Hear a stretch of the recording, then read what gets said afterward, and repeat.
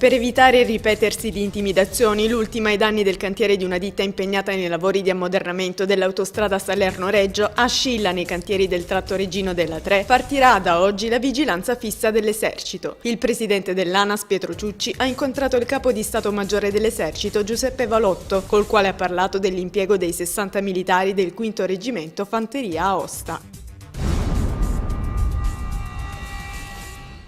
Sono stati individuati e arrestati dalla polizia gli scafisti responsabili dell'ennesimo sbarco sulle coste crotonesi. Si tratta di 3 uomini di nazionalità ucraina. La barca a vela, partita da un porto greco con 52 immigrati di nazionalità afghana e pakistana, è stata individuata e bloccata da una motovedetta della Guardia di Finanza al largo di Punta Alice a Cirò.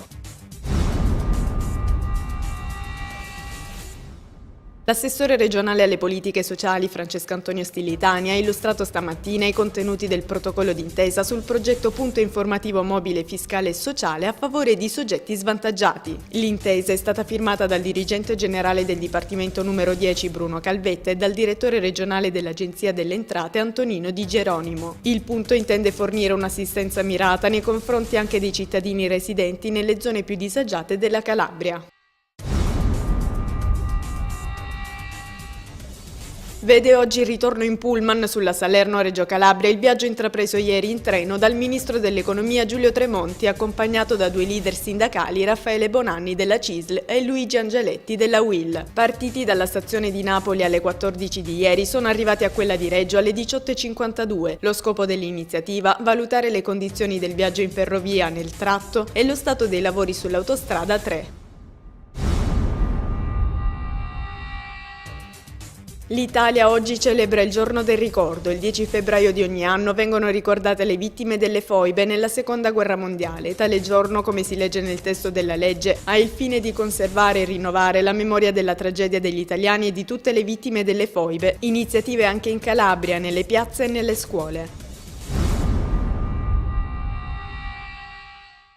Un corso di formazione su agricoltura biologica, economia etica e turismo sostenibile è stato presentato ieri dal prefetto di Crotone alla presenza del presidente dell'ATS Libera Terra KR, Tommaso Innocenti, dei sindaci di Isola Caporizzuto e di Cirò e del rappresentante dell'Agenzia Nazionale per i Beni Confiscati alla Mafia. L'iniziativa servirà a formare i componenti della cooperativa che sarà poi chiamata a gestire i terreni confiscati all''ndrangheta.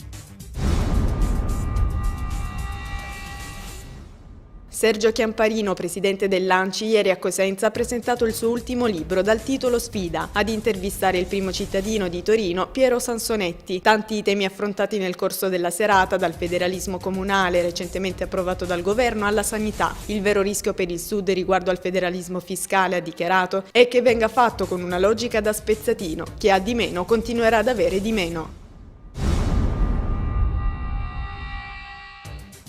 Si è tenuto presso il Centro Egidio Gennaro di Marina di Gioiosa Ionica il convegno Il 2011, anno europeo del volontariato, situazioni di guerra e uomini di pace, il caso Afghanistan. Si tratta di un evento culturale organizzato da Europe Direct e dall'Istituto Tecnico per il Turismo Zanotti Bianco, con la partecipazione di circa 80 studenti delle quinte classi del turistico e del liceo scientifico e numerosi relatori.